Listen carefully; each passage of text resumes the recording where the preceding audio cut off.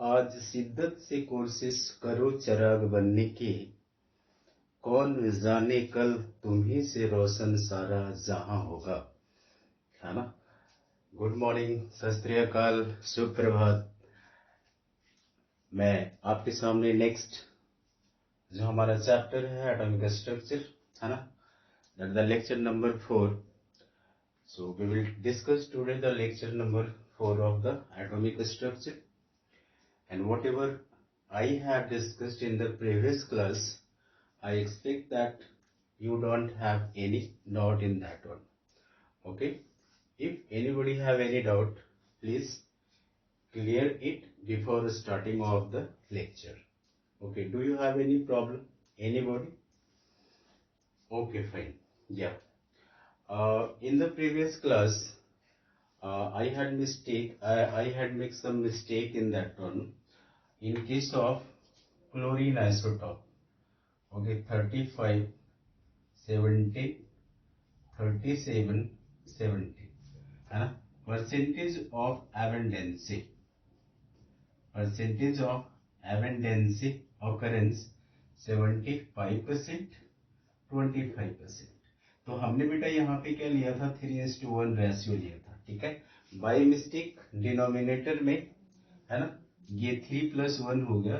तो यदि हम ये बार निकाल रहे हैं तो m1 हमारे पास 35 इंटू यहाँ क्या होना चाहिए, 3 प्लस 37 इंटू 1 अपॉन हमारे पास 3+1, या फिर आप क्या लिखो, या तो a bar is equal to 35 into how much, 75 plus 37 into 25 upon यहाँ पे क्या करना पड़ेगा, 75 और प्लस क्या करना पड़ेगा, 25। तो दोनों के रेशियो लेंगे तो ऊपर रेशियो का ही वैल्यू देना पड़ेगा, है ना। तो आप ये कैलकुलेट करेंगे तो 35.5 आएगा, और ये भी हमारे पास 35.5 आएगा। तो थोड़ा सा मिस्टेक्स क्या हुआ था कि डिनोमिनेटर में 3+1, है ना, तो यहाँ पे जो नॉमिनेटर में है ना, ये 3 यहाँ पे 75 आ गया था और यहाँ पे 25। तो इसको थोड़ा देख लेना, ठीक है। ओके, तो यहाँ पे जो मिस्टेक्स है उसको थोड़ा सा देख लेंगे उसमें, है ना। तो नेक्स्ट हम बात करते हैं, यहाँ पे हम लोगों ने लास्ट क्लास में आइसोडाइफस से स्टार्ट किया था। तो आज जो स्टार्ट करने वाले हैं, है ना, हम लोग जो स्टार्ट करने वाले हैं, 2 बचा हुआ था उसमें, आइसोटॉप्स एंड आइसोबार्स। तो ये तो इनिशियल में ही पढ़ते हैं बच्चे लोग, लेकिन हमने लास्ट में रखा क्योंकि इससे क्या होता है, इंटरेस्ट है जो बच्चे का खत्म हो जाता है नीचे जाते जाते, तो इसलिए हम यहाँ पे इसको लास्ट में रख रहे हैं, ठीक है। तो 1 by 1 हम स्टार्ट करते हैं। देख लो यहाँ पे, first one is the isotopes, atoms of same element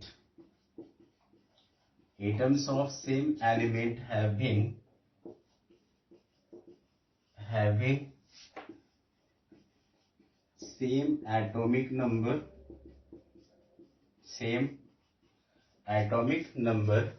but different mass number,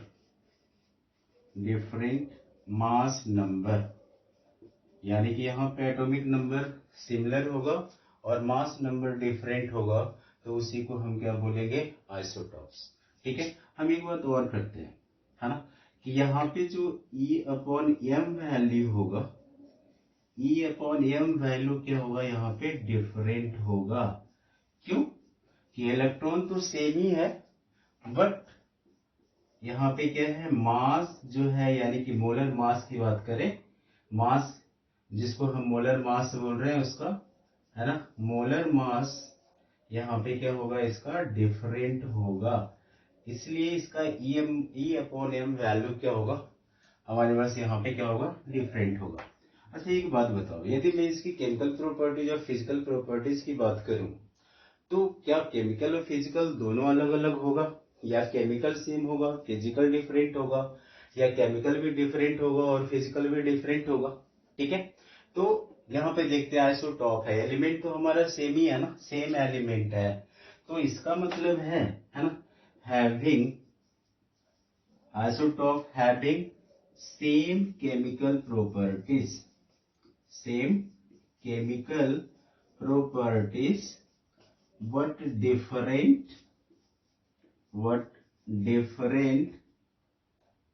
physical properties, but different physical properties।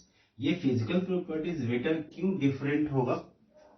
क्योंकि यहाँ पे जो मास है, यानी कि मोलर मास क्या हो रहा है, मोलर मास यदि डिफरेंट होगा, है ना, तो उसका जो मेल्टिंग पॉइंट होगा, बॉइलिंग पॉइंट होगा, वो हमारे पास क्योंकि जो बॉइलिंग पॉइंट होगा, ये सब जो फिजिकल प्रॉपर्टी है वो क्या होगा, हमारा अलग अलग होगा।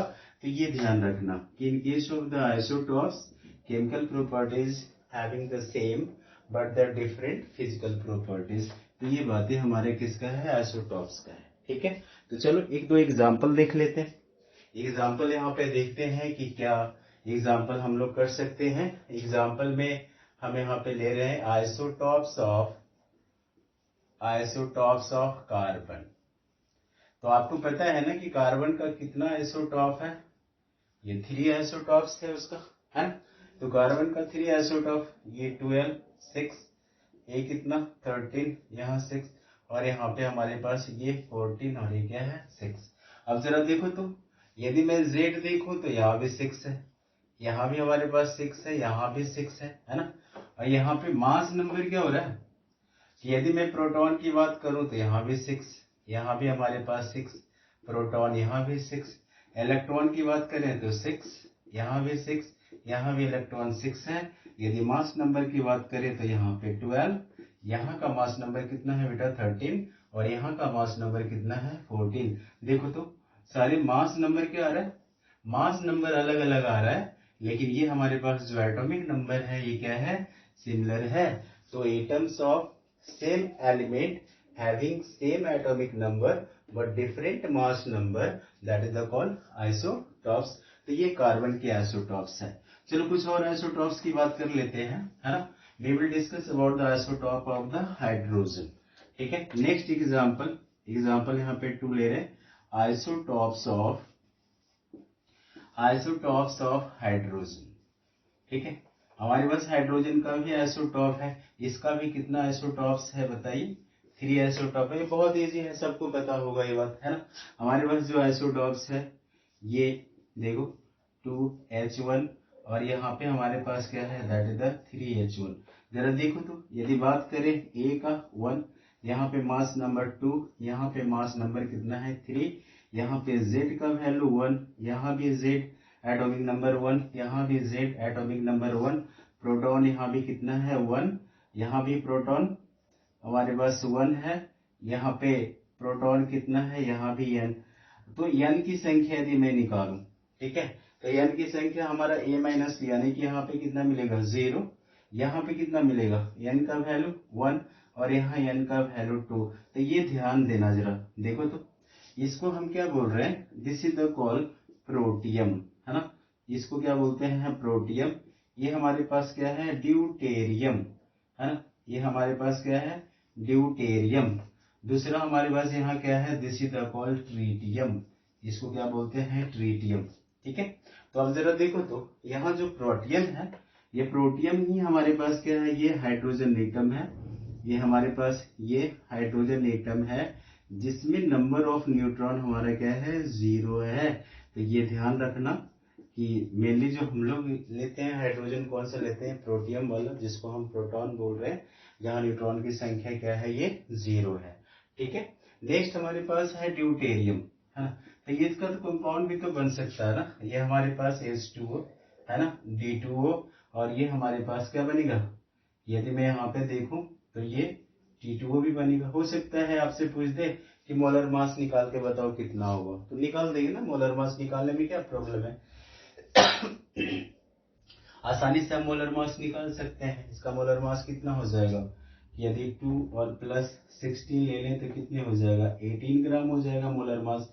इसके मोलर मास कितने हो जाएंगे बताओ, यहाँ पे मोलर मास यदि मैं इसका ले रहा हूँ तो कितने हो जाएंगे कि ऑब्वियस ये हमारे पास मोलर मास 2 into 2 और प्लस कितना 16, यानी कि यहाँ पे कितना हो जाएगा दैट इज द 20। और यदि मैं इसका लूं तो 3 into 2 और प्लस 16 यानी कि 6 और प्लस 16 कितने आ जाएंगे 22 ग्राम। तो अब यहाँ पे इस फॉर्म में भी आपको दे सकता है। तो ये जरा देखना, तो ये जो D2O है उसको बोलते हैं हेवी वाटर। क्या बोलते हैं बेटा? This is the called heavy water, भारी जल, है ना। तो एक बार पूछा हुआ है कि बताओ इसमें से हैवी वाटर का फॉर्मूला कौन सा है। तो हैवी वाटर का मतलब बच्चे क्या समझ लिए कि जो सबसे ज्यादा भारी होगा, इसका मतलब जिसका मोलर मास ज्यादा होगा वही हैवी होगा, है ना। लेकिन ध्यान देना हैवी वाटर का जो फॉर्मूला है वो हमारे पास क्या है D2O बोलते हैं। और यदि पूछेगा कि बताओ which of the following is the heavy hydrogen, है ना, हैवी हाइड्रोजन आइसोटॉप्स। तो हैवी हाइड्रोजन आइसोटॉप हम हैवी वाटर इससे बन रहा है इसलिए हैवी हाइड्रोजन हम किसको बोलेंगे, दिस इज द ड्यूटेरियम को। हैवी उसके मोलर मास के ये मास नंबर के आधार पे नहीं है, ये ध्यान देना आप, ठीक है। तो हैवी हाइड्रोजन से ही हैवी वाटर बन रहा है, जिसका फॉर्मूला हमारा क्या है दैट इज द D2O है, ठीक है। चलो, तो ये हमारे पास आइसोटॉप्स के डेफिनेशन है, कुछ उसका प्रॉपर्टीज हुआ, कुछ उसका एग्जाम्पल हुआ, है ना। बाकी हम आगे बात करेंगे किसके बारे में, दैट इज द आइसोबार्स, है ना। ये आइसोबार क्या है, हम लास्ट हमारे पास आइसोटॉप में चल रहा है, नेक्स्ट हमारे पास है आइसोबार्स। आइसोबार्स, तो आइसोबार्स में क्या है बेटा कि एक चीज आपको ध्यान रखना पड़ेगा, just keep in mind that elements of, है ना, एटम्स ऑफ डिफरेंट एलिमेंट, ठीक है। मैं यहाँ पे लिख रहा हूं कि हमारे पास atoms of different element, atoms of different element having same mass number but different atomic number, that is the Z, ठीक है। इसी को हम क्या बोलते हैं, ये आइसोबार कहते हैं। तो चलो थोड़ी सी इसके बारे में फिर से बात करते हैं कि इसका केमिकल और फिजिकल प्रॉपर्टीज पे क्या असर पड़ेगा।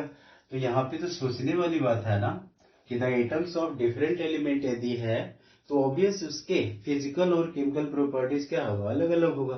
कि दो अलग अलग एलिमेंट का कभी भी केमिकल प्रॉपर्टी और फिजिकल प्रॉपर्टी एक जैसा नहीं हो सकता है। तो ये ध्यान देना कि यहाँ पे हम क्या लिखेंगे, है ना, कि having isobar element having different chemical as well as physical properties, कि ऑब्वियस हमारे पास यहाँ पे केमिकल और फिजिकल दोनों क्या होगा, अलग अलग होगा, क्योंकि एलिमेंट ही हमारा क्या हो रहा है, अलग हो रहा है। चलो बात करते हैं यहाँ पे E/m वैल्यू का, है ना। तो E/m वैल्यू भी तो क्या होगा, डिफरेंट होगा, कारण यहाँ पे इलेक्ट्रॉन भी अलग हो जाएंगे और हम यहाँ जो मास दिया हुआ है वो भी अलग अलग हो जाएगा। तो EM वैल्यू भी यहाँ पे क्या हो जाएगा, डिफरेंट हो जाएगा। तो ये दोनों पॉइंट जो इम्पोर्टेंट है ना, इसको थोड़ा ध्यान रखेंगे यहाँ पे कि EM वैल्यू क्या मिलेगा, हमें अलग अलग मिलेगा। चलो तो आज मैं इसके एग्जाम्पल की बात कर ले थोड़ा, है ना। एग्जाम्पल की यदि बात करें, यहाँ पे ले लेते हैं पोटेशियम और यहाँ ले ले कैल्शियम। यहाँ पोटेशियम और कैल्शियम, तो यहाँ पे देखो ये 14, हमारे पास कितना 19, यहाँ पे 40 और हमारे पास 20। जरा देखो तो ए क्या है 40 और यहाँ भी ए क्या है that is the 40। Mass number दोनों में सेम है, बट जेड हमारे पास क्या आ रहा है, अलग अलग आ रहा है। जेड हमारा ये डिफरेंट है, बट ये दोनों क्या है, सेम है। तो वैसे को हम क्या बोलते हैं, दिस इज कॉल्ड आइसोबार्स का फॉर्मूला हमारे पास ऐसा है, ठीक है। एक एग्जांपल और ले लेते हैं, एग्जांपल नंबर हम यहाँ पे 2 भी ले लेते हैं, है ना। हम यहाँ पे ले लेते हैं ट्रीटियम, ठीक है। एन हमारे पास क्या है, हीलियम, ऐसा आइसोटॉप हीलियम का है।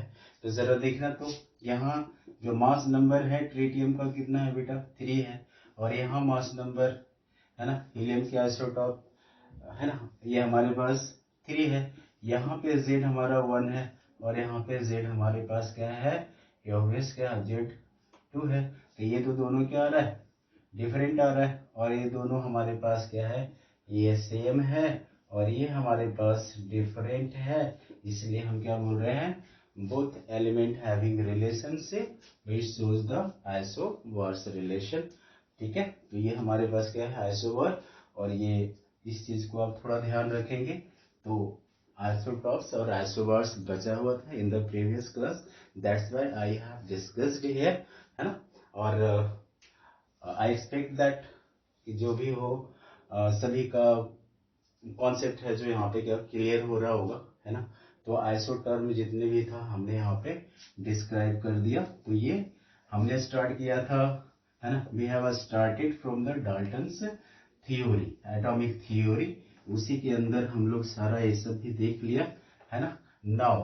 नाउ वी विल स्टार्ट, है ना, हम लोग अब बिल्कुल फ्रेश स्टार्ट करने वाले हैं, that the Thomson's atomic model.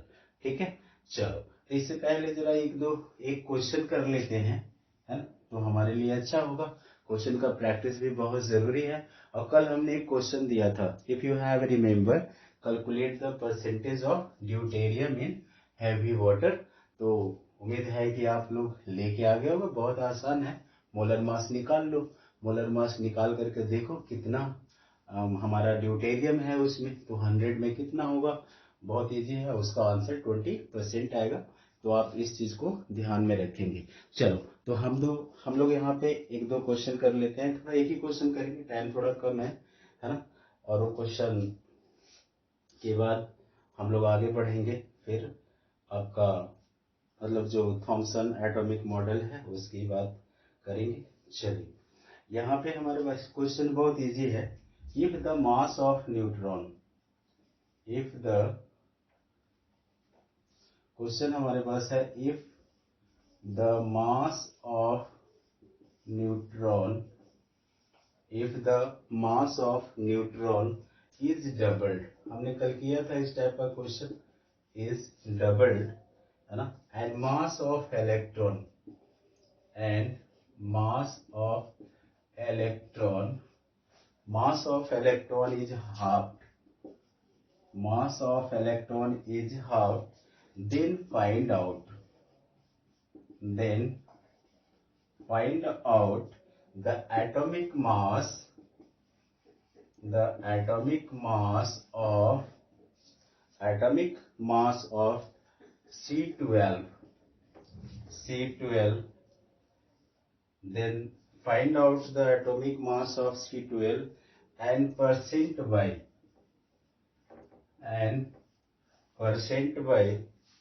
which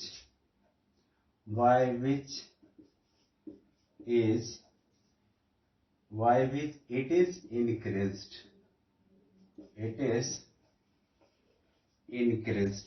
ठीक है। कितना परसेंट से इंक्रीज होगा ये आपको यहाँ पे निकालना है। तो बहुत ही आसान है, कुछ है नहीं, कल भी हम लोगों ने इस पे बात किया है, हम लोगों ने बहुत सारे क्वेश्चन ऑलरेडी कर रखा है। तो यहाँ से हम लोग फाइंड आउट कर लेंगे। ठीक है, हमारा क्या दिया हुआ है, ये दिया हुआ है C12 और ये हमारे पास क्या है 6, ठीक है, सॉरी 6 है, सॉरी ये 6 एटॉमिक नंबर। ठीक है, तो अब जरा देखो, तो हमारा स्टेप 1 में यदि बात करते हैं, स्टेप 1 में यदि बात करें, है ना, तो इसका मतलब इलेक्ट्रॉन, है ना, और प्रोटॉन और न्यूट्रॉन, इलेक्ट्रॉन प्रोटॉन और न्यूट्रॉन कितना होगा, है ना। इलेक्ट्रॉन तो 6 है, प्रोटॉन भी 6 है, न्यूट्रॉन हमारे पास कितना है 6 है।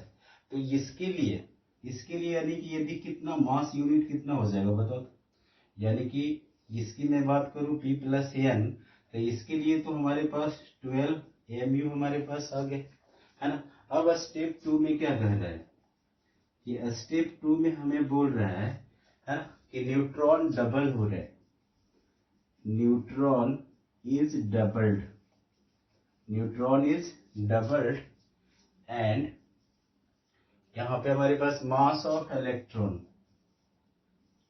मास ऑफ इलेक्ट्रॉन हमारे पास क्या हो रहा है, ये हाफ हो रहा है, हाफ हो रहा है। तो हमें बताना है कि परसेंटेज इंक्रीज जो है ना, हमारे पास कितना होगा। तो जरा देखिए, तो स्टेप 2 की बात कर रहे हैं। न्यूट्रॉन हमारे पास क्या कर दिया, डबल कर दिया। न्यूट्रॉन कितना है, 12, ठीक है। प्रोटॉन तो हमारे पास कितना रह जाएगा, 6 ही रह जाएगा। इलेक्ट्रॉन बोल रहा है हमारे पास आधा कर दिया है, ठीक है। तो इलेक्ट्रॉन आधा कर दिया तो इससे क्या फर्क पड़ने वाला, कुछ नहीं है। यानी कि यहाँ जो हमारे पास मास आनी है ना, जो मास नंबर की बात कर रहे हैं, तो मास नंबर हमारे पास यहाँ कितना हो जाएगा, दैट इज द 18 mu के क्या हो जाएगा, बराबर हो जाएगा। अब आपसे परसेंटेज बोल रहा है, तो परसेंटेज इंक्रीज्ड जो है, परसेंटेज इंक्रीज्ड तो मैं आपको कल बताया था कि परसेंटेज चेंज कितना होगा, तो हम यहाँ से निकाल सकते हैं ना, कैसे, final minus initial, final minus initial upon क्या हो गया, इनिशियल अपॉन इनिशियल, और इंटू क्या हो जाएगा, इंटू हम यहाँ पे 100 कर देंगे। तो जरा देखिए, तो फाइनल कितना है, फाइनल 18 है, इनिशियल हमारे पास 12 है, यहाँ पे 12 इंटू क्या हो जाएगा बेटा, 100। यानी कि ये वैल्यू यदि हम निकाल रहे हैं, परसेंटेज चेंज जो हो रहा है, percentage change final minus initial. अब देखिए तो 6 अपॉन कितना हो जाएगा, 12 इंटू क्या हो जाएगा, 100, यानी कि ये 2 से कैंसिल होगा। तो ये हमारे पास ये 50, यानी कि ये आंसर जो आ गया हमारे पास कितना आ जाएगा, 50% आ जाएगा। तो ये ध्यान रखना, इस तरह के क्वेश्चन तो हम लोगों ने कल किया था। तो इस तरह का क्वेश्चन यदि आ जाए तो आसानी से सॉल्व कर सकते हैं, ठीक है। तो चलो अब नेक्स्ट मॉडल हम लोग चलने वाले हैं, थॉमसन मॉडल ऑफ एटम या थॉमसन एटॉमिक मॉडल, ठीक है। ये पहले साइंटिस्ट हैं जो एटम है ना, ये एटम्स ऑफ मॉडल के बारे में क्या करता है, एक्सप्लेन करता है इन द डिटेल्स, है ना। ही गिव द डिटेल स्टडी, है ना, detail study of model of atom, that is scientist, that is called Thompson model atomic model या थॉमसन एटॉमिक मॉडल। तो चलो हम नेक्स्ट बात करने वाले हैं यहाँ पे Thomson atomic model. Thomson atomic model का बेटा दूसरा नाम क्या है, इसको बोलते हैं plum pudding model, plum pudding model, और इसी को बोलते हैं क्या, वाटरमेलन मॉडल, वाटरमेलन मॉडल। क्यों वाटरमेलन मॉडल बोल रहे हैं, आप पुडिंग आप है ना देखा भी होगा, जो पिज्जा होता है, पिज्जा टाइप, तो बहुत सारे उस पे क्या होता है, चेरी होता है या ग्रेप्स वगैरह उस पे होता है। तो वाटरमेलन में आपने देखा हो, उसमें सीड्स, ब्लैक सीड्स होता है, रेड है ना, रेड जो फ्लेश होता है ना, जो पल्पी एरिया रेड के ऊपर क्या है, ब्लैक ब्लैक, है ना। तो उस तरह का मॉडल उन्होंने दिया। तो ये पहले साइंटिस्ट है ना, first scientist, he proposed model of atom, model of atom in detail। ये मॉडल ऑफ एटम है ना, मॉडल ऑफ एटम डिटेल में इन्होंने, पहला साइंटिस्ट है, this is the first scientist जो कि है ना मॉडल ऑफ एटम के बारे में क्या करता है, बताता है। तो उन्होंने क्या बताया कि एटम जो है, atom are in spherical shape, है ना, ये एटम स्फेरिकल शेप में है, वो इलेक्ट्रिकली न्यूट्रल होता है। उन्होंने बोला है ना कि यहाँ जो नेगेटिव चार्ज है, यहाँ पे क्या है, एम्बेडेड है इलेक्ट्रॉन, इलेक्ट्रॉन यहाँ पे क्या है, ये एम्बेडेड है इस पे, और इसका जो है ना, इसका हमारा प्रोटॉन वाले पार्ट, ये हमारा क्या है, दैट इज द प्रोटॉन वाले पार्ट, और ये हमारे पास क्या है, इलेक्ट्रॉन है। तो ये देखो तो कैसा दिख रहा है, it is looks like the watermelon के जैसा ही दिख रहा है। तो ये इलेक्ट्रॉन और प्रोटॉन के बारे में है ना, इन्होंने बताया कि प्रोटॉन है जो मतलब कि इस पे स्प्रेड किया हुआ है, उसके ऊपर क्या है, इलेक्ट्रॉन रखा हुआ है, ये इस तरह का इलेक्ट्रॉन का अरेंजमेंट है। तो उन्होंने बोला कि एटम्स जो है ना, एटम्स इलेक्ट्रिकली क्या है, इलेक्ट्रिकली न्यूट्रल, इलेक्ट्रिकली न्यूट्रल क्योंकि इलेक्ट्रॉन की संख्या यहाँ पे क्या है, प्रोटॉन की संख्या के बराबर है कि जितना पॉजिटिव चार्ज है उतना ही हमारे पास क्या है, नेगेटिव चार्ज है। तो ये उन्होंने बताया कि दूसरा हमारे पास क्या है, that is the spherical shape, है ना। उन्होंने बताया कि एटम कैसा होता है, स्फेरिकल शेप होता है। तो इन्होंने पहला बहुत डिटेल में इसकी स्टडी बताई एटम्स के बारे में, है ना। लेकिन ये तो हमारे पास प्रॉपर्टीज है, इसके ड्रॉबैक्स क्या आएंगे कि ड्रॉबैक्स, इसका मतलब है कि इसका जो इंटायर मास होगा, entire mass of the atom spread over the surface which is not possible. तो यही हमारा इसका क्या है, ड्रॉबैक्स है। तो ड्रॉबैक्स आप लिख लीजिए कि इसका ड्रॉबैक्स क्या हो सकता है कि इंटायर मास, है ना। ड्रॉबैक्स क्या आएगा, that is the drawbacks entire mass of atom spread over the surface, spread over the surface, है ना। इसका मतलब तो यही है ना कि सरफेस पे हमारा पूरा इंटायर जो मास नंबर है क्या है, यहाँ पे मास इस पे स्प्रेड है, जबकि हमें पता है कि the mass concentrated at the centre of the atom, ठीक है, जो आगे जाके हम रदरफोर्ड वाले में देखेंगे। तो ये इसीलिए यहाँ पे क्या हो गया, ये जो मॉडल है दैट हैज बीन रिजेक्टेड। दूसरा कारण यहाँ पे क्या है, this is the static model. ये हमारे पास क्या है, this is the static model because it doesn't explain movement of electron, यानी कि ये इलेक्ट्रॉन के मूवमेंट के बारे में बिल्कुल भी नहीं बताता है। यह एक बिल्कुल स्टैटिक मॉडल है। स्टैटिक का मतलब रेस्ट होना, अस्थिर रहना, जो किसी तरह का इलेक्ट्रॉन का मूवमेंट नहीं बताता है। तो this is the drawbacks of the Thomson atomic model. तो बोला जब रिजेक्ट ही करना था तो बनाया क्यों, दिया ना, बहुत सारा कुछ दिया। बोला कि एटम स्फेरिकल शेप का है ना, इलेक्ट्रिकली न्यूट्रल होता है। पहला प्रपोज्ड किया जो एटम का, है ना, डिटेल मॉडल, मतलब एटम के डिटेल मॉडल के बारे में क्या किया, वो एक्सप्लेन किया।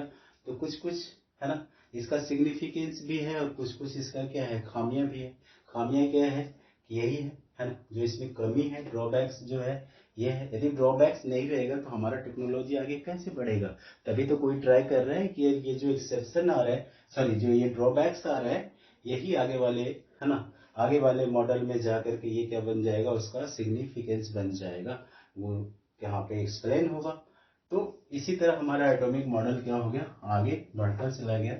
एक एक साइंटिस्ट एक एक आया, कुछ सिग्निफिकेंस दिया, ड्रॉबैक्स आने के कारण फिर रिजेक्ट हो गया, है ना। लेकिन कुछ तो मिला है। तो ऐसा नहीं बोल सकते कि थॉमसन साहब को भूल सकते हैं हम लोग, कि थॉमसन साहब को बिल्कुल भी याद रखना पड़ेगा आपको, है ना। नेक्स्ट मॉडल हमारे पास क्या है, that is the Rutherford model. Rutherford atomic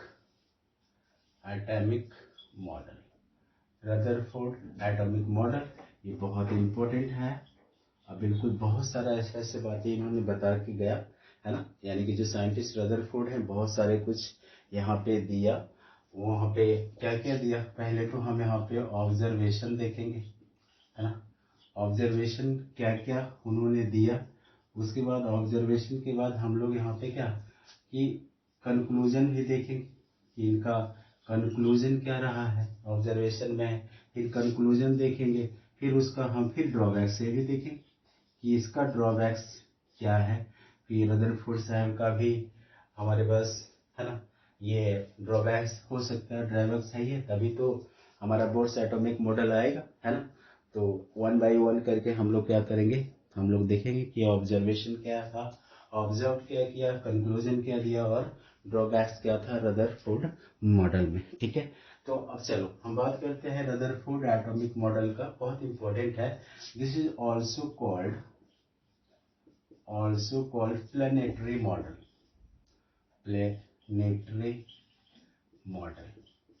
क्यों प्लानिटरी मॉडल बोला, उन्होंने बोला कि ऑब्वियस उन्होंने बताया कि एटम के अंदर क्या है, न्यूक्लियस है, न्यूक्लियस के चारों तरफ इलेक्ट्रॉन क्या कर रहा है, घूम रहा है ना।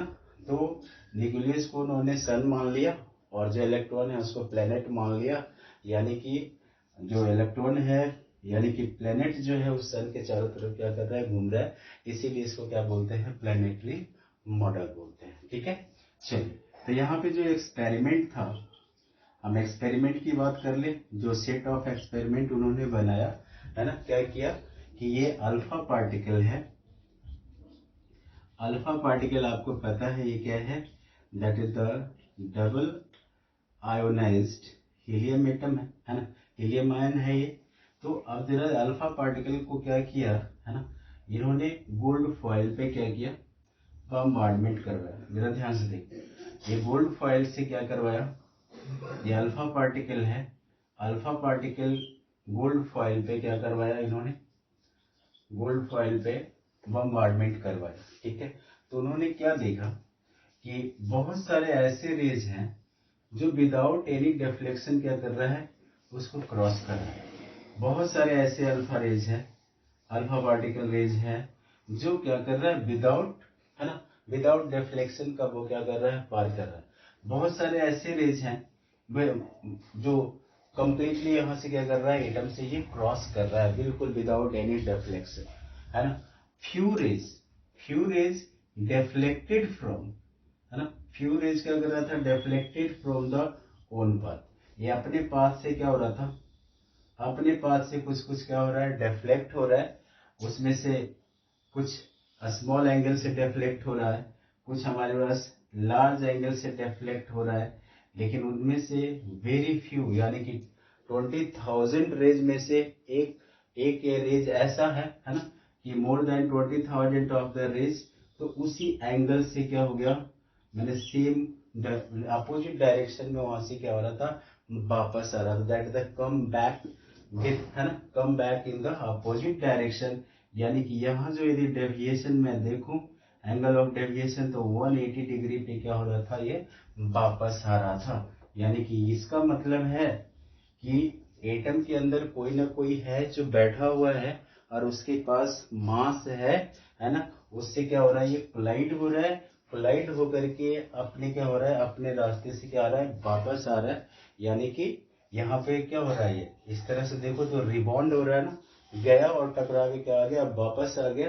तो वेरी फ्यू रे, है ना, वेरी फ्यू रे कम बैक, है ना, in the opposite direction.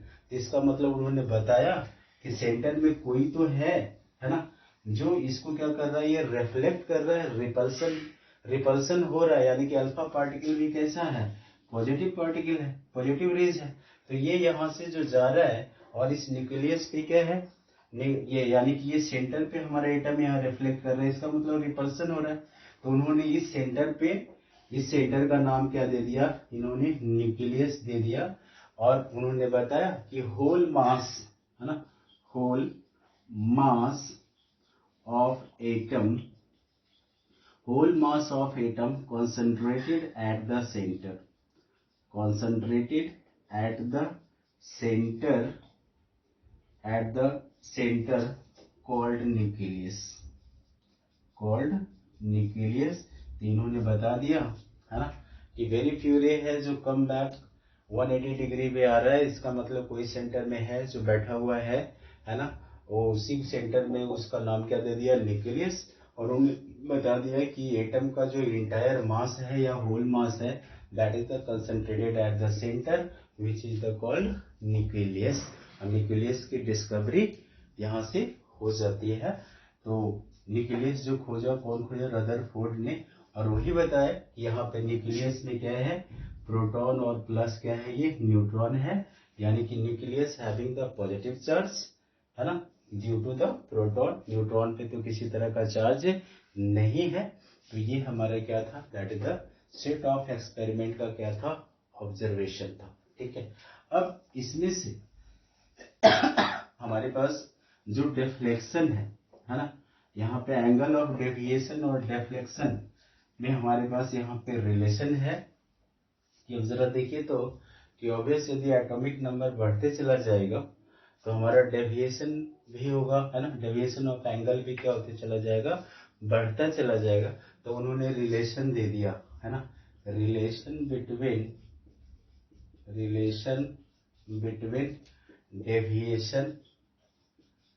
Deviation and angle of deflection,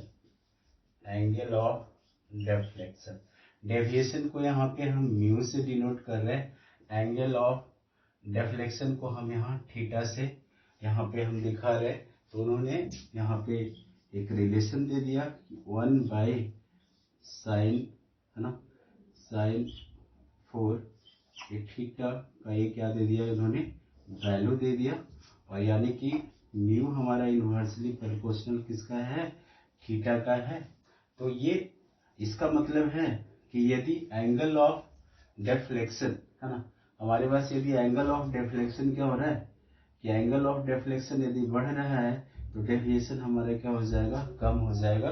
तो जैसे जैसे नंबर ऑफ एटॉमिक नंबर बढ़ेगा तो उसका डेफ्लेक्शन भी क्या होते जाएगा, ऑब्वियस यहाँ पे डेफ्लेक्शन भी क्या होते जाएगा, ये बढ़ता चला जाएगा। तो ये ध्यान रखना, यहाँ पे जो रिलेशन उन्होंने दिया mu is equal to 1 upon, है ना, 1 अपॉन साइन स्क्वायर 4, ये सॉरी यहाँ पे हमारे पास थीटा अपॉन 2 वैल्यू आ जाएगा। तो ये ध्यान रखना कि हमारे पास डेफ्लेक्शन और angle of deviation and angle of deflection के बारे में ये रिलेशन दिया, ठीक है। चलिए, तो यानी इसका मतलब है म्यू इनवर्सली प्रोपोर्शनल किसका है, थीटा का है। तो ये रिलेशन आप ध्यान में रखेंगे रदरफोर्ड मॉडल के लिए, ठीक है। चलो, इसका मतलब है एटॉमिक नंबर बढ़ रहा है तो हमारा क्या होगा, एंगल ऑफ डेविएशन भी क्या होगा, बढ़ेगा। और मैक्सिमम जाके कितना हो जाएगा, दैट इज 180 डिग्री पे हो जाएगा। तो इसको आपको ध्यान रखना है, ठीक है। चलिए, नेक्स्ट हमारे पास है application of Rutherford, application of Rutherford model, application of Rutherford model. उन्होंने पहला एप्लीकेशन क्या बताया, उन्होंने बताया साइज ऑफ एटम। जरा ध्यान देना कि साइज ऑफ एटम जो होता है ना, इज, है ना, size of atom is greater than, size of atom is greater than size of nucleus, size of nucleus. तो यहाँ पे साइज ऑफ एटम जो है, size of atom is equal to 1 angstrom and size of nucleus हमारे पास है वो 1 fermi के बराबर, यानी कि 10 टू द पावर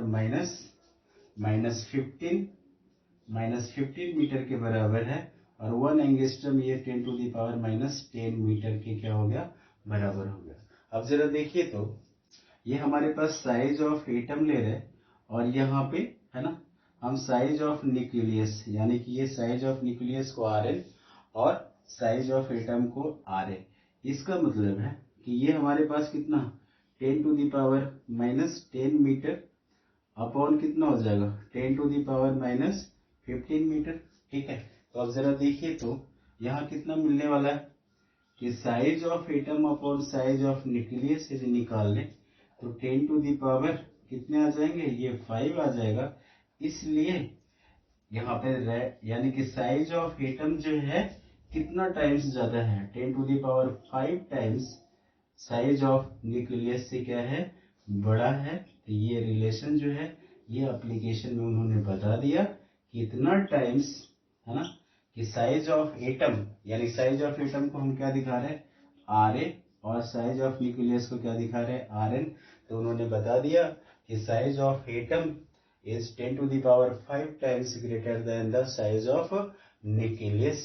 तो ये आप यहाँ पे ध्यान रखेंगे कि ये रिलेशन, यानी कि ये हमारा पहला एप्लीकेशन है जो साइज ऑफ न्यूक्लियस और size of nucleus and size of atom का यहाँ पे रिलेशन उन्होंने बता करके दिखा दिया। तो ये हमारा क्या है, दैट द एप्लीकेशन है, ठीक है। चलो, नेक्स्ट एप्लीकेशन हम बात करते हैं। आप सोचो कि रेडियस यदि निकाल दिया तो वॉल्यूम भी तो निकाल सकते हैं ना, यानी कि दूसरा में हमारे पास क्या होगा, वॉल्यूम ऑफ एटम, कि volume of atom upon volume of क्या, that is the nucleus, volume of nucleus. तो ये हमारे पास कितना हो जाएगा बताना, 4/3 पाई आर, यानी कि ऑब्वियस वॉल्यूम है तो स्फेरिकल है, तो स्फेयर का वॉल्यूम तो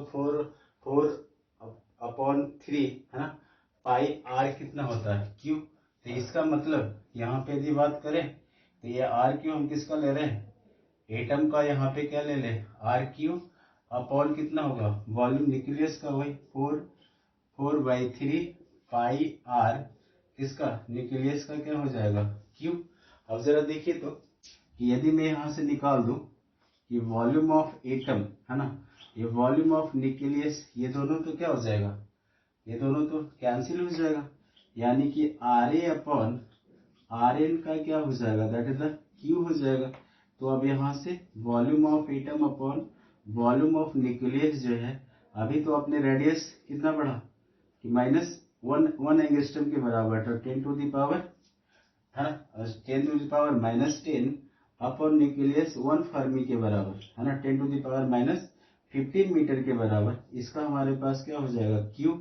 तो अब यहाँ से क्या निकल जाएगा बताओ तो, कि volume of atom upon volume of nucleus जो होगा कितना, 10 टू द पावर, देखिए तो यदि हमारे पास आएगा 10 टू द पावर 5 का पावर कितना हो गया, 3, इसका मतलब volume of atom upon volume of nucleus जो है 10 टू द पावर 15 टाइम्स है ना, इसलिए कि वॉल्यूम ऑफ एटम कितना ज्यादा होगा कि 10 to the power 15 times greater than the volume of nucleus. तो ये भी हमारा रिलेशन उन्होंने निकाल के बता दिया। तो ये ध्यान रखना कि वॉल्यूम है ना, वॉल्यूम ऑफ एटम जो वॉल्यूम है स्फीयर है बेटा, जो 10th वाले 11th में जा रहे हो ध्यान रखना कि वॉल्यूम हमारा किसका है, स्फीयर का है, किसका है, स्फीयर का। स्फीयर का वॉल्यूम आपको पता है 4/3 पाई आर क्यू के क्या होता है बराबर। तो यहाँ से हम क्या कर सकते हैं, निकाल सकते हैं यहाँ पे आसानी से। तो इसको आप थोड़ा सा नोट करो है ना, इसको लिख ले, क्योंकि radius 10 to the power 5 times ज्यादा है और volume 10 to the power 15 times क्या है यहाँ पे ज्यादा है। ठीक है, चलिए नेक्स्ट हमारे पास एप्लीकेशन है, that is the third application है ना, कि रेडियस ऑफ एटम और मास नंबर में उन्होंने क्या बताया, रिलेशन बताया है ना। तो रिलेशन बिटवीन, नेक्स्ट जो है रिलेशन बिटवीन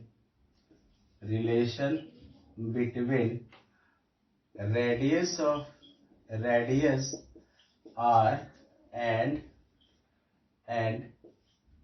मास नंबर ठीक है। तो यहाँ पे जो रिलेशन दिया उन्होंने बोला कि रेडियस वो डायरेक्टली प्रोपोर्शनल होगा है ना, मास नंबर का पावर 1/3 के बराबर, sorry that is the R directly proportional to the A to the power 1/3। तो अब देखो तो ये हमारे पास क्या है, ये हमारा मास नंबर ही है, यानी कि ये क्या कर रहे हैं, ये कांस्टेंट हम यहाँ पे प्रोपोर्शनलिटी साइन हटा रहे, कांस्टेंट दे रहे हैं।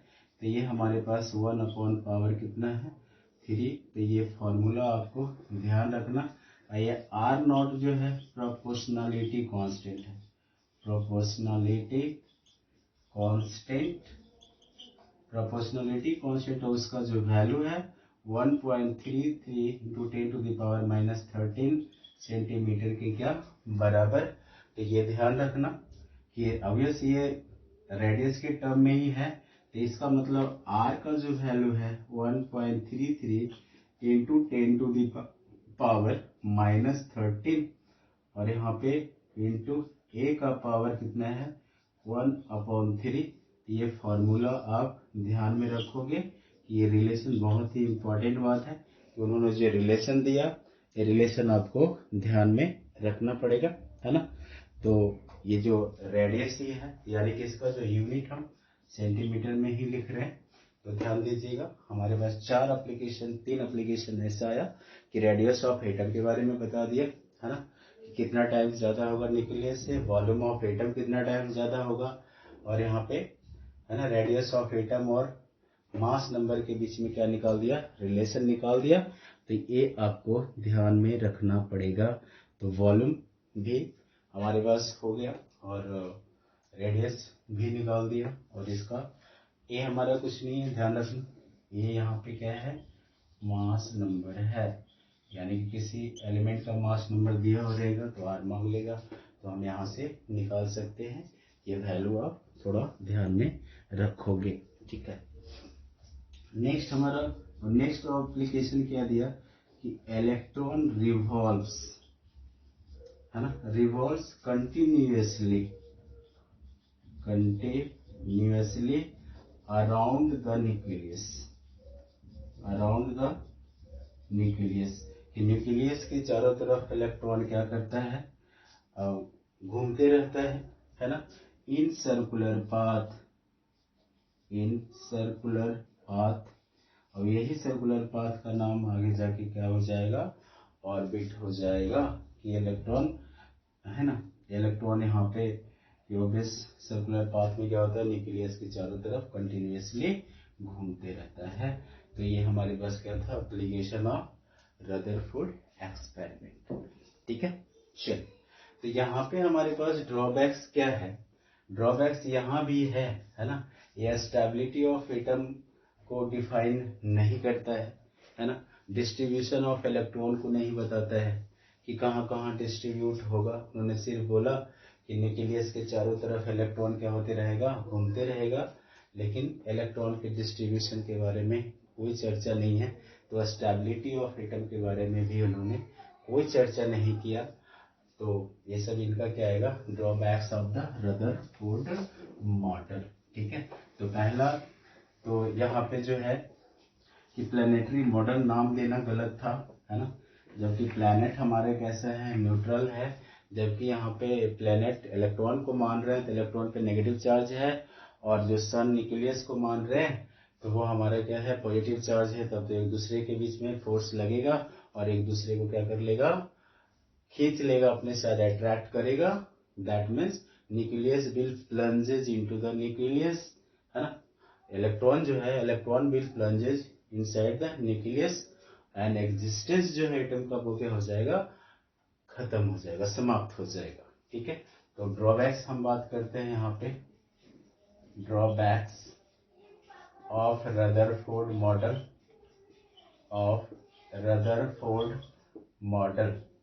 है ना, ड्रॉबैक्स ऑफ रदरफोर्ड मॉडल, है ना, अनएबल टू एक्सप्लेन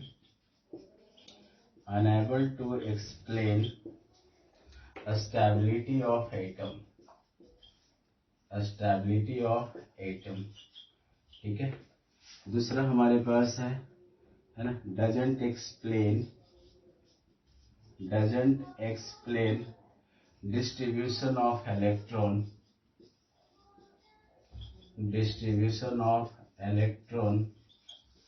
है ना, in circular path, distribution of electron in circular path, next हमारे पास यहाँ पे जो है ना, ये electron that the continuously revolve around the nucleus, electron continuously revolve around the nucleus,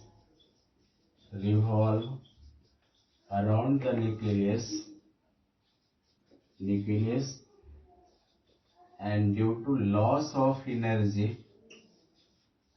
to loss of energy, electron plunges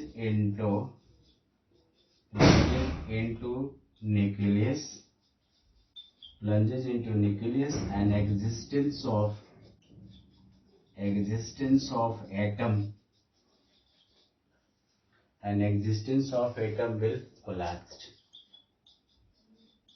will collapse, ठीक है। तो यहाँ पे इलेक्ट्रॉन जो कंटिन्यूअसली बोल रहे हैं कि रिवॉल्व कर रहा है, यानी कि यहाँ पे जरा देखें तो यदि बात करें, ये हमारे पास न्यूक्लियस है और ये क्या कर रहा है, ये इस तरह से इलेक्ट्रॉन क्या हो रहा है, ये इलेक्ट्रॉन देखिए तो यहाँ से इलेक्ट्रॉन ये क्या कर रहा है, ये इलेक्ट्रॉन रिवॉल्व कर रहा है, तो ऑब्वियसली अपना एनर्जी क्या करते जा रहा है, लूज करते जा रहा है ईच एंड एवरी कॉर्नर जहां भी आएगा, है ना। और इलेक्ट्रॉन जो है, ये इलेक्ट्रॉन क्लोज टू क्लोज किसके आ रहा है, न्यूक्लियस में आ रहा है। तो इलेक्ट्रॉन प्लंजेज इनटू द न्यूक्लियस, यानी कि इलेक्ट्रॉन जो है न्यूक्लियस में गिर जाएगा, तो एटम का एग्जिस्टेंस जो है वो क्या हो जाएगा, समाप्त हो जाएगा, खत्म हो जाएगा। तो यहाँ पे उन्होंने ठीक बोला, तो सही है कि इलेक्ट्रॉन, है ना, इलेक्ट्रॉन हमारा न्यूक्लियस के चारों तरफ क्या करता है, घूमता है ना, कंटिन्यूअसली। बट ड्रॉबैक्स क्या आया कि अपना एनर्जी लूज करते जाएगा और धीरे धीरे कहाँ चला जाएगा, वो न्यूक्लियस में चला जाएगा, तो एटम का एग्जिस्टेंस है वो क्या हो जाएगा, खत्म हो जाएगा, है ना। ये ऐसा बात किसने बोला, दैट इज द मैक्सवेल। किसने, मैक्सवेल। ये according to Maxwell, according to Maxwell. Maxwell कहते हैं कि यदि कोई चार्ज, है ना, तो यदि कोई चार्ज मूव कर रहा है against of the other charge, तो वो दे विल प्रोड्यूस द, है ना, कि they will produce that electromagnetic radiation, electromagnetic radiation and lose, है ना, lose their energy, lose their energy continuously, continuously. तो वो क्या हो जाएगा, यदि एनर्जी अपना लूज करेगा तो ऑब्वियस धीरे धीरे धीरे धीरे न्यूक्लियस के क्लोज में आ जाएगा और इस एटम का क्या हो जाएगा, एटम का यहाँ पे एग्जिस्टेंस क्या हो जाएगा, खत्म हो जाएगा। दूसरी बात यहाँ पे कहता है कि ये कंटिन्यूअसली यदि बोल रहे हैं तो इसके अनुसार तो स्पेक्ट्रम कैसा होना चाहिए, कि ऑब्वियसली कंटिन्यूअस स्पेक्ट्रम होना चाहिए।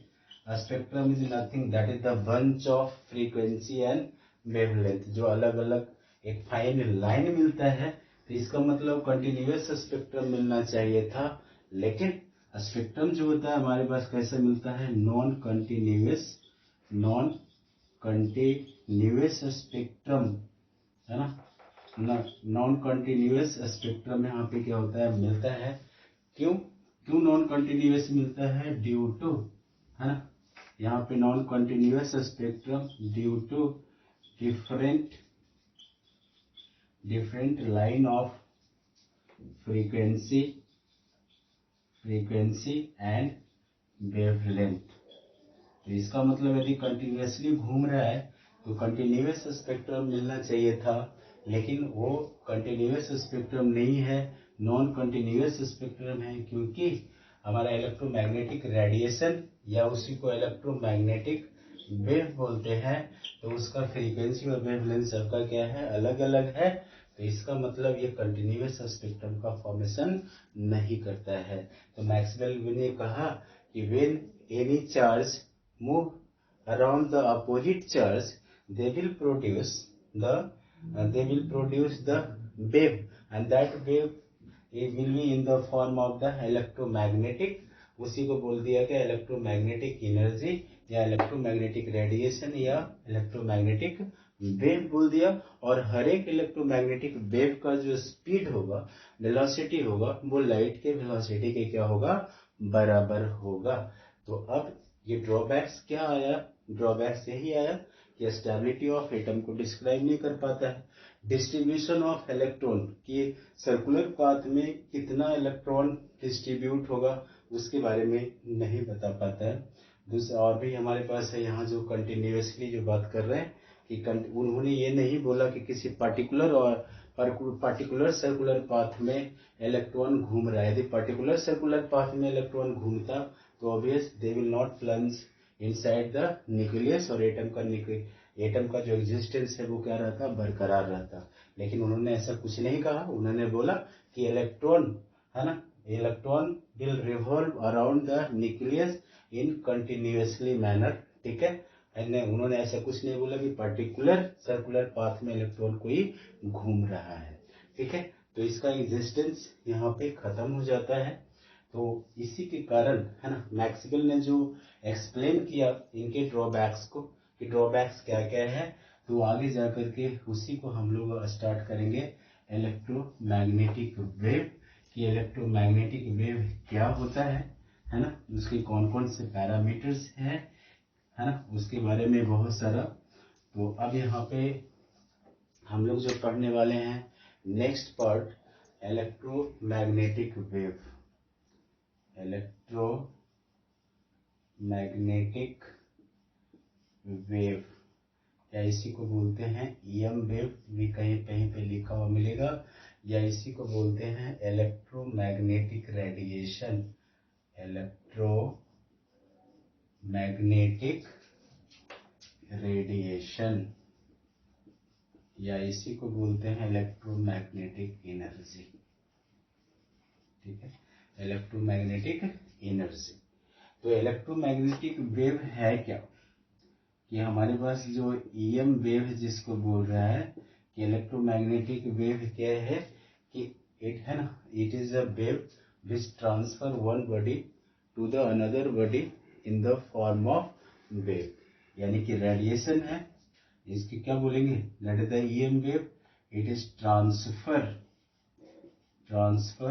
From one body to the another body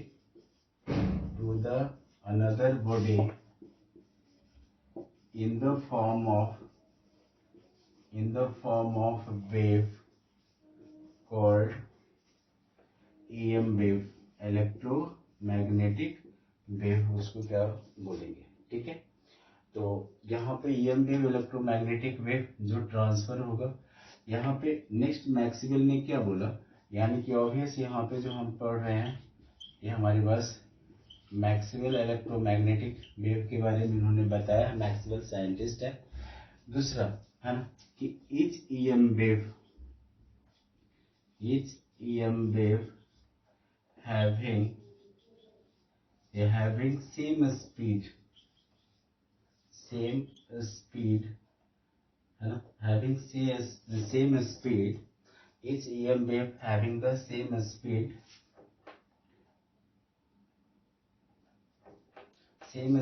means travel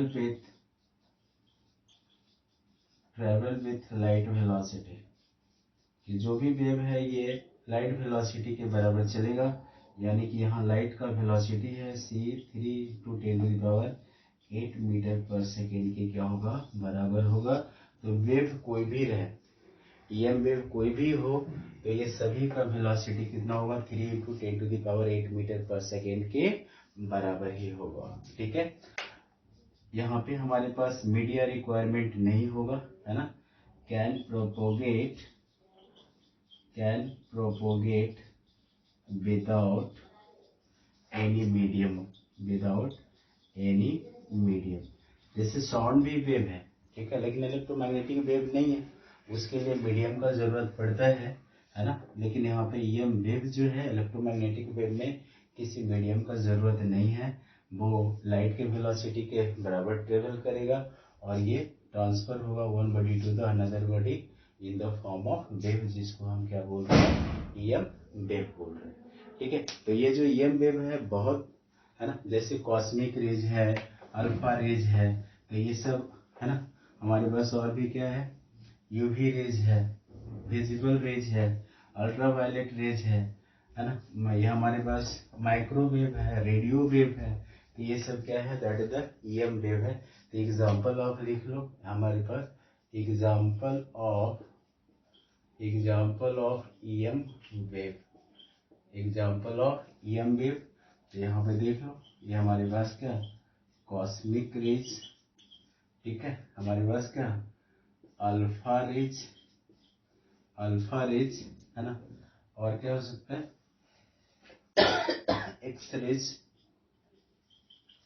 x raise हमारे पास क्या, that is the UV rays, ultraviolet raise, हमारे पास क्या है, विजिबल रेज है ना, माइक्रोवेव, और एक हमारे पास क्या, इसको लेते हैं रेडियो वेव, कौन से वेव, रेडियो वेव। तो ये सब जितने भी हैं, ध्यान दो कि ये सब जितने भी हैं सारे के सारे हमारे क्या है, that is the electromagnetic wave है। तो ये सब ध्यान रखना। और है ना, यदि मैं यहाँ बात करूँ तो यहाँ पे फ्रीक्वेंसी, यानी कि जरा देखो कि हमारे पास यहाँ पे फ्रीक्वेंसी और वेवलेंथ की बात कर रहे हैं। तो हम आगे जाके पढ़ेंगे कि फ्रीक्वेंसी और वेवलेंथ में क्या है, इन्वर्सली प्रोपोर्शनल का रिलेशन है। यदि वेवलेंथ ज़्यादा होगा तो फ्रीक्वेंसी कम, यदि फ्रीक्वेंसी ज़्यादा होगा तो वेवलेंथ क्या होगा, कम होगा। तो इधर जो जा रहे हैं, ठीक है, हम इधर जा रहे हैं तो इसका क्या हो रहा है, लैम्डा इंक्रीज हो रहा है, ठीक है, लैम्डा इंक्रीज हो रहा है। और इधर जा रहे हैं तो हमारे पास फ्रीक्वेंसी क्या हो रहा है, डिक्रीज हो रहा है। तो ध्यान रखना, इसका मतलब कि इसका लैम्डा हमारे पास ये मिनिमम है, इसका फ्रीक्वेंसी यहाँ पे क्या है, मैक्सिमम है। तो यहाँ पे है ना, यहाँ पे यदि बात कर लें तो लैम्डा हमारे पास क्या होगा, मैक्सिमम होगा। और यहाँ पे जो लैम्डा है, सॉरी, फ्रीक्वेंसी हमारे पास क्या होगा, मिनिमम होगा। इसका मतलब यदि मैं इसको स्पेक्ट्रम, ईएम स्पेक्ट्रम बोलते हैं, यानी कि जो यहाँ पे लिखा हुआ है इलेक्ट्रोमैग्नेटिक स्पेक्ट्रम की बात कर रहे हैं। स्पेक्ट्रम इज नथिंग, है ना, ये हमारे पास क्या है, जो फ्रीक्वेंसी और ये अलग अलग रेंज है, इसका फ्रीक्वेंसी है ना, और वेवलेंथ, डेफिनेट वेवलेंथ और फ्रीक्वेंसी है। तो इसको हम दिखा रहे हैं इस फॉर्म में, इसको हम क्या बोल रहे हैं, that is the EM spectrum. इसका मतलब कि हमारे पास यदि इसकी बात करें मिनिमम, तो लैम्डा यहाँ पे क्या, मिनिमम, और यदि हमारे पास ये मैक्सिमम और हमारे पास लैम्डा क्या, लैम्डा हमारे पास मिनिमम। तो अब बताइए, तो यहाँ तो इसका मतलब ये क्या होगा, कॉस्मिक रेज, ध्यान रखना, ये हमारे पास कॉस्मिक रेज।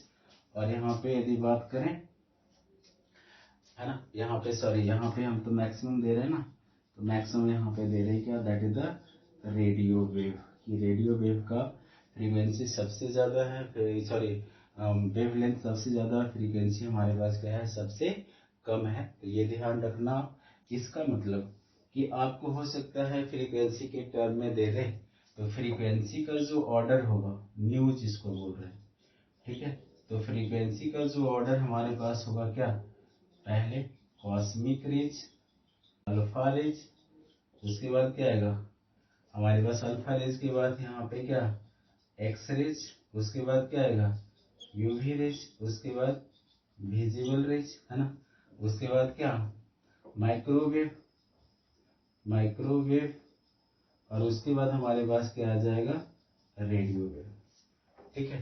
तो आप यहाँ पे और भी एक ले सकते हो, है ना, हमारे पास क्या, इंफ्रारेड, सॉरी यहाँ पे एक और है IR जिसको बोल रहे हो, इंफ्रारेड रेज। तो विजिबल के पहले यहाँ पे आप इंफ्रा दे देना, तो cosmic rays, alpha rays, X rays, ultraviolet rays, visible rays, infrared rays, है ना, ये माइक्रोवेव्स, और ये क्या है, रेडियो वेव्स। तो रेडियो वेव्स का wavelength maximum, frequency minimum, cosmic rays का फ्रीक्वेंसी मैक्सिमम, वेवलेंथ क्या है, मिनिमम है।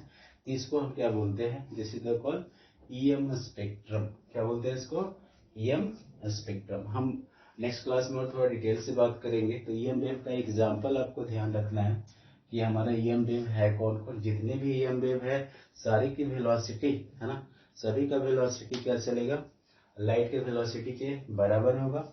और किसी को भी प्रोपोगेट करने के लिए किसी मीडियम का जरूरत नहीं है, विदाउट मीडियम ही क्या कर सकता है, प्रोपोगेट कर सकता है। तो हमने देख लिया इलेक्ट्रोमैग्नेटिक, है ना, इलेक्ट्रोमैग्नेटिक वेव स्पेक्ट्रम। तो स्पेक्ट्रम यहाँ पे डिफरेंट डिफरेंट वेव है, उसका डिफरेंट फ्रीक्वेंसी और डिफरेंट वेवलेंथ है, उसी को हम क्या बोलते हैं, this is the call EM spectrum. हम अगली क्लास में थोड़ी सी बात और करेंगे ईएम स्पेक्ट्रम में, क्योंकि वहाँ पे विजुअल रेज भी है। विजुअल रेज में जो हमारे पास आता है वो, है ना, जिसको भी विजुअल बोलते हो, तो रेड भी है, वायलेट भी है। तो उसमें हम जब, यानी कि यदि फ्रीक्वेंसी और वेवलेंथ का हम यहाँ पे रिलेशन निकाल लेंगे, तब हम एक बार फिर उसको यहाँ पे वापस लेके आऊंगा मैं, ठीक है। चलिए, तो नेक्स्ट हमारे पास है that the characteristic feature. Characteristic feature of, यहाँ लिख रहा हूँ, कैरेक्टरिस्टिक्स फीचर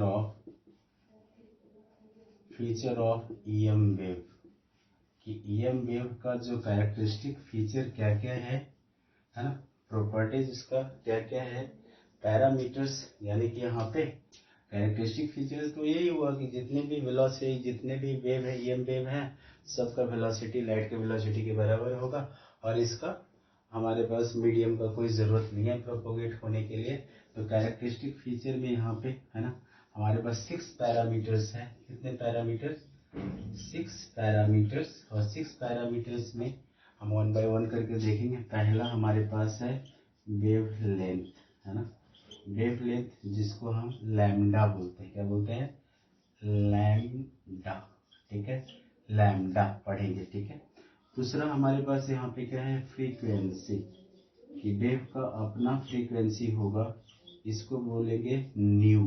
क्या पढ़ोगे बेटा? इसको न्यू पढ़ोगे, ठीक है। तीसरा हमारे पास इसका है ना, फ्रीक्वेंसी के बाद यहाँ पे हम लोग लेंगे टाइम पीरियड, है ना। यहाँ पे हमारे पास टाइम पीरियड जिसको टी से डिनोट करेंगे। नेक्स्ट हमारे पास होगा दैट इज द वेलोसिटी, है ना, वेलोसिटी ऑफ ईएम वेव। तो वेलोसिटी ऑफ ईएम वेव को हम सी से ही डिनोट करते हैं, ठीक है। यानी कि जरा देखो तो, यानी कि इसकी जो वैल्यू 3 × 10⁸ मीटर पर सेकेंड के बराबर होगा।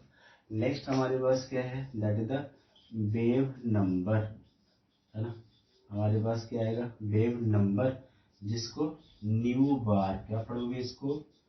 न्यू बार, ठीक है, वेव नंबर। नेक्स्ट हमारे पास क्या है? That is the amplitude. यदि नहीं दिख रहा हो तो यहाँ 6 में लिख लो एम्पलीट्यूड, ठीक है। नेक्स्ट हमारे पास एम्पलीट्यूड है, जिसको ए से हम क्या करेंगे? यहाँ पे डिनोट करेंगे। तो ये अलग अलग पैरामीटर से है जिसको हम यहाँ पे वेव में पढ़ने वाले हैं, ठीक है। चलिए, frequency, time period, velocity, wave number और एम्पलीट्यूड। तो 1 बाय 1 करके सारे पैरामीटर्स को क्या करेंगे? सारे पैरामीटर्स को 1 बाय 1 करके हम लोग यहाँ पे डिस्कस करने वाले हैं कि वेवलेंथ किसको बोलेंगे, फ्रीक्वेंसी किसको बोलेंगे। तो आप इसको नोट इट डाउन कर लो, ठीक है। उसके बाद फिर हम यहाँ पे 1 बाय 1 बात करते हैं, ठीक है।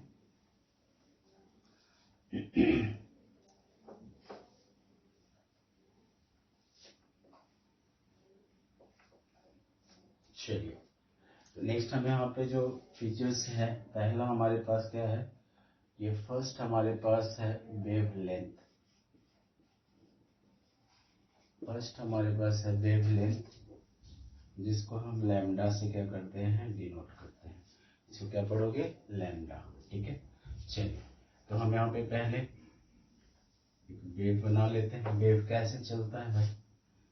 ये हमारे पास ये वेव को दिखा देते हैं कि वेव इस फॉर्म में, है ना, कि वेव इस फॉर्म में क्या होता है? चलता है। अब जरा देखो तो, है ना, इसको हम क्या बोलते हैं? दिस इज द कॉल करेस्ट, यानी कि हम सी ही दिखा रहे हैं। यहाँ पे हमारे पास क्या दिखा रहा है? सी दिखा रहा है, ठीक है। थोड़ा सा और बड़ा बनना चाहिए था, एक और आता। चलो मैं फिर से बनाता हूँ, यहाँ पे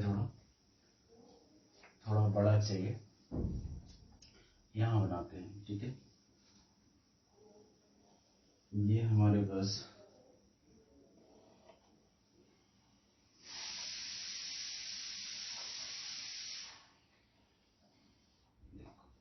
ठीक है। अब यहाँ पे ए वाले पार्ट को हम क्रेस्ट बोल रहे हैं। This is the call crest, this is the call trough, T for trough. और ये जो एरो दिखा रहा है, एरो जो दिखा रहा है, this is the call propagation of wave, यानी कि वेव की डायरेक्शन को क्या कर रहा है? ये बता रहा है। वेव इस फॉर्म में चल रहा है। तो सी क्या है बेटा? सी हमारे पास ये क्रेस्ट बोल रहे हैं, और जो टी है वो हमारे पास क्या है? This is the call trough. क्या बोलते हैं? ट्रफ, ठीक है।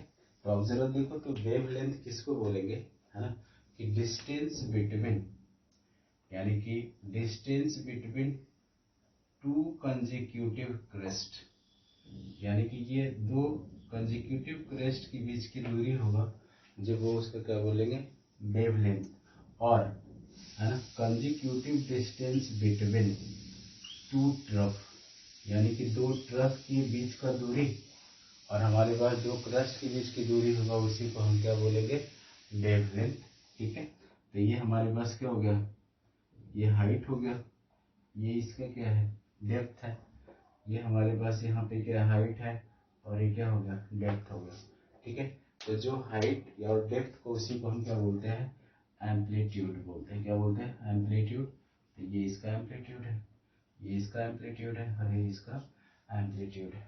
ठीक है, तो हमारा पहला क्या है वेवलेंथ, है ना। तो वेवलेंथ को क्या लिखे distance between two consecutive crest और ट्रफ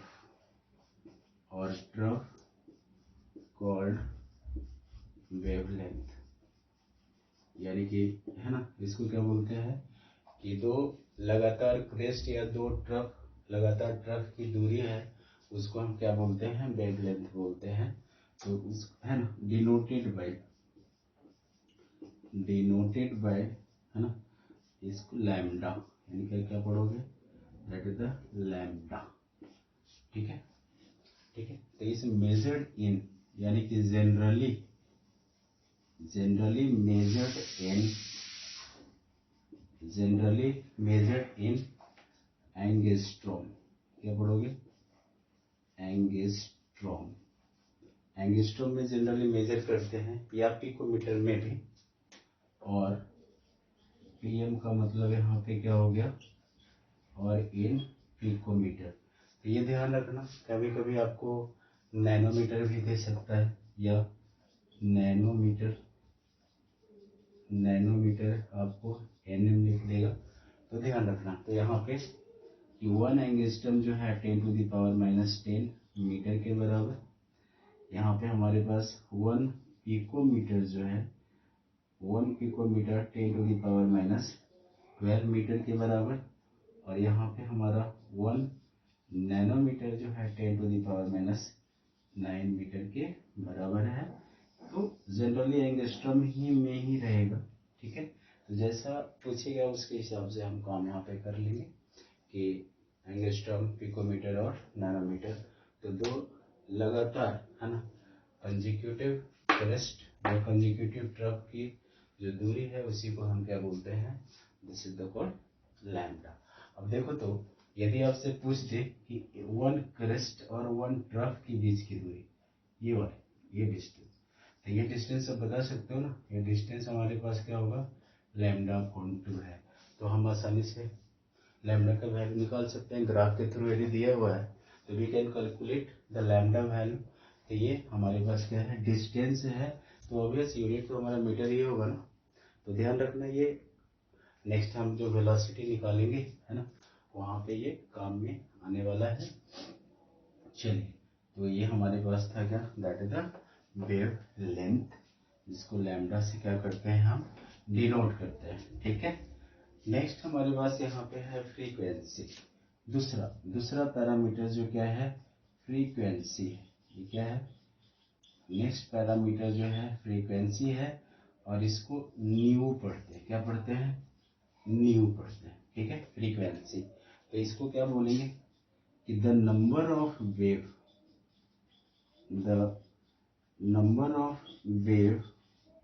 पासिंग थ्रू ए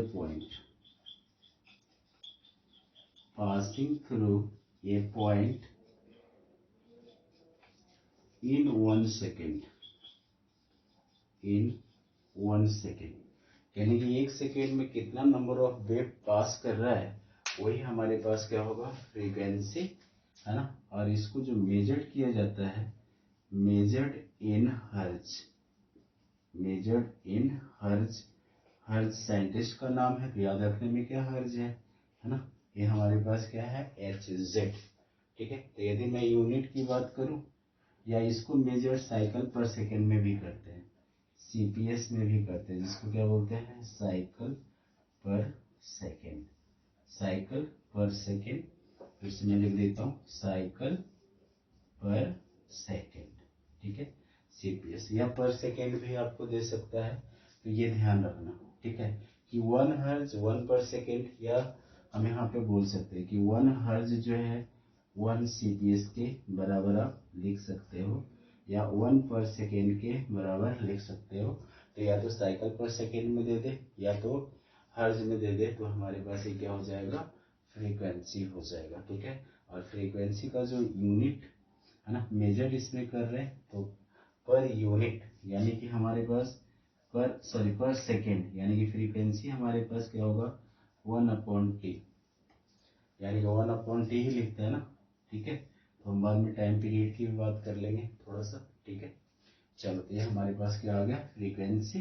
तो फ्रीक्वेंसी को न्यू से डिनोट करते हैं, और ये हमारे पास क्या है, 1 हर्ज 1 साइकिल पर सेकेंड के बराबर है, ठीक है। चलिए नेक्स्ट हमारे पास यहाँ पे आएगा क्या, वेलोसिटी। हम यहाँ पे वेलोसिटी की भी बात कर लें। वेलोसिटी यहाँ देखो तो हम c से डिनोट कर रहे हैं, ठीक है। अब वेलोसिटी हमारे पास क्या है, यदि वेलोसिटी की बात कर लें तो distance travel per unit time जो होगा, है ना, यानी कि जरा देखो तो डिस्टेंस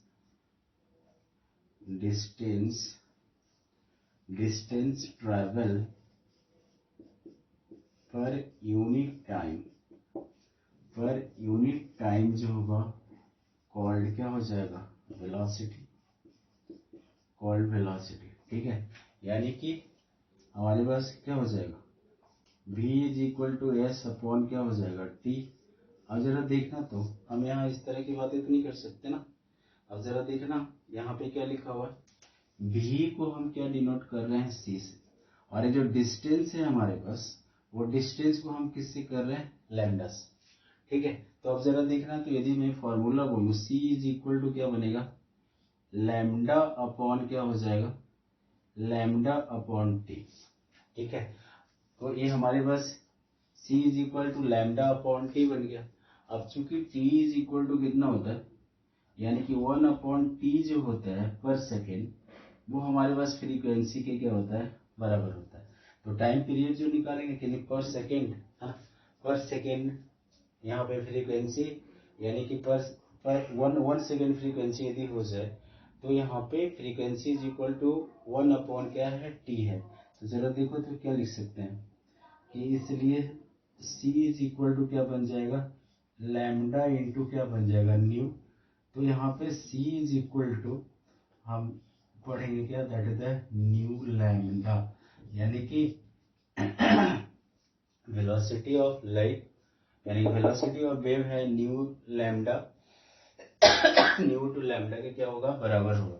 अब ये तो हर एक वेव के लिए ये क्या रहेगा, कांस्टेंट रहेगा। जरा समझना कि हर एक वेव के लिए ये क्या है, c तो कांस्टेंट है। इसका मतलब क्या होगा कि यदि c = न्यू लैम्डा है, मैं क्या बोल रहा हूं कि ये हमारे पास क्या है, कांस्टेंट है। तो यदि कांस्टेंट है तो न्यू लैम्डा = क्या बन गया, न्यू लैम्डा इज कांस्टेंट। इसका मतलब है कि यहाँ पे न्यू इनवर्सली प्रोपोर्शनल लैम्डा के क्या हो गया, रिलेशन में आ गया। तो अब जरा देखिए तो हमारे पास जो रिलेशन आया है, रिलेशन क्या आया है कि nu inversely proportional to the, यानी कि न्यू इनवर्सली प्रोपोर्शनल किसका हो जाएगा, लैम्डा का। इसका मतलब कि यदि लैम्डा बढ़ेगा तो फ्रीक्वेंसी क्या हो जाएगा, घटेगा। कि वेवलेंथ यदि जिसका ज्यादा है, फ्रीक्वेंसी उसका क्या होगा, कम होगा। यदि वेवलेंथ जिसका कम है तो ये फ्रीक्वेंसी उसका क्या हो जाएगा, ज्यादा हो जाएगा।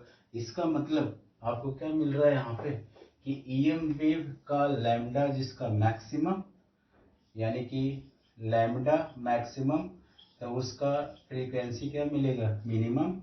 और जिसका फ्रीक्वेंसी मैक्सिमम है उसका लैम्डा हमारे पास क्या मिल जाएगा, मिनिमम मिल जाएगा। तो ये आपको ध्यान में रखना है, ठीक है। कि ये इनवर्सली प्रोपोर्शनल कहाँ से आता है, हम वेलोसिटी से निकाल के ला रहे हैं कि जो और distance travel per unit time, वही तो वेलोसिटी होगा, that is the velocity of wave. और वेलोसिटी ऑफ वेव किसके, स्पीड ऑफ लाइट के बराबर है। तो यदि 2 वेव है, 3 वेव है, तो c तो कांस्टेंट हो जाएगा सबके लिए सेम। तो रिलेशन हमारे पास क्या मिल गया, that is the nu inversely proportional to the, क्या मिल गया हमें, लैम्डा मिल गया। इसका मतलब कि यदि 2 वेव है, जरा ध्यान दो कि nu inversely proportional to the lambda है। तो यदि 2 वेव की बात करें, यानी कि न्यू लैम्डा क्या हो गया, कांस्टेंट हो गया।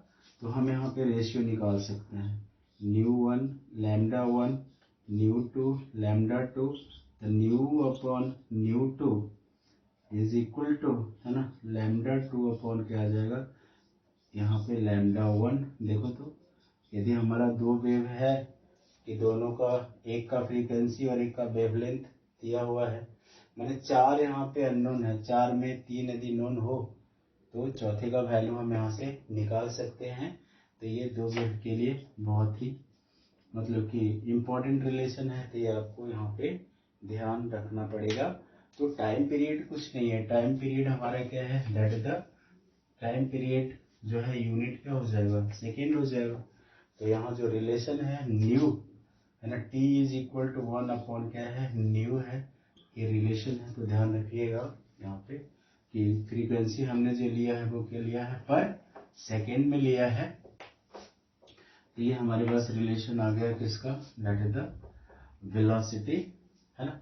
नेक्स्ट हमारे पास क्या है, 5th नंबर में वेव नंबर, क्या है बेटा, वेव नंबर है। तो यहाँ वेव नंबर जो जरा देखो इसको कैसे पढ़ोगे, हमने बताया ना अभी, न्यू बार, कैसे पढ़ोगे, न्यू बार। तो इसको बोलता है it is reciprocal of, reciprocal of wavelength, यानी कि ये वेवलेंथ का क्या है, रेसिप्रोकल है, इनवर्सली प्रोपोर्शनल है। इसका मतलब है न्यू बार इनवर्सली प्रोपोर्शनल क्या होगा, यानी कि nu bar is equal to 1 upon क्या हो जाएगा, लैम्डा हो जाएगा। तो ये ध्यान रखना है कि वेवलेंथ का जो इनवर्सली है उसी को हम क्या बोल रहे हैं, that is the reciprocal of wave number.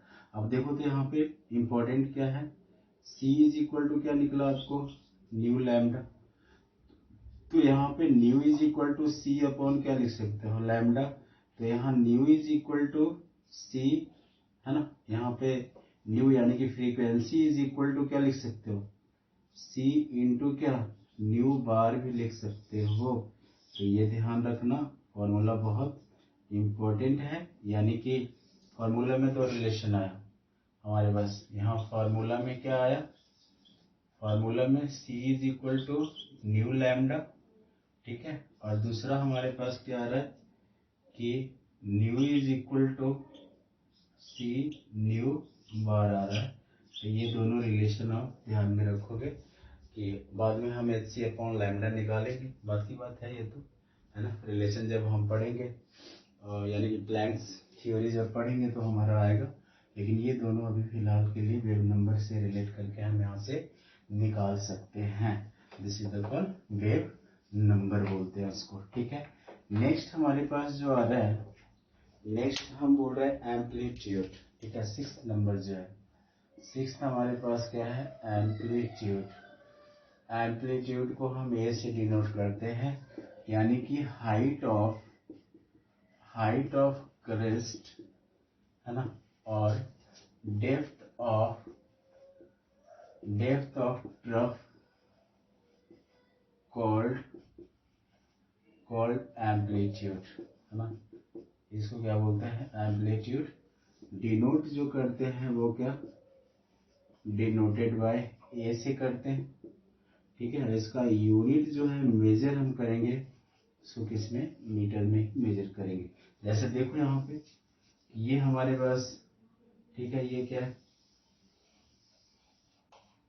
ये हमारा वेव है, इसका हाइट ए है, इसका डेप्थ ए है ना। तो ये हमारे पास ये सब क्या है, this is the call amplitude. यदि बाय द वे इसका बोलता है कि हमारा 3 मीटर है हाइट, या हमारे पास ये 3 मीटर डेप्थ है, इसका मतलब ए का वैल्यू दिया हुआ है आपका कितना, 3 मीटर के बराबर दिया हुआ है। तो ये हमारा था parameter of the electromagnetic wave. कौन कौन सा है, वेवलेंथ, ठीक है, फ्रीक्वेंसी, टाइम पीरियड, वेलोसिटी, है ना, wave number and the amplitude. Okay, so I hope you understood all those things, है ना। in the next class we will see the EM spectrum, है ना। वहाँ पे विजिबल रेज भी है। विजिबल रेज में आप पढ़ते हो ना कि हमारे ये जो विजिबल रेज है, विजिबल रेज में हमारे पास विजुअल आप पढ़ते हो। यहाँ पे जरा देखो, यहाँ तो यहाँ से जरा इधर यदि जाते हैं ना तो लैम्डा क्या होता है, इंक्रीज होता है। इधर हमारा फ्रीक्वेंसी क्या होगा, डिक्रीज होगा।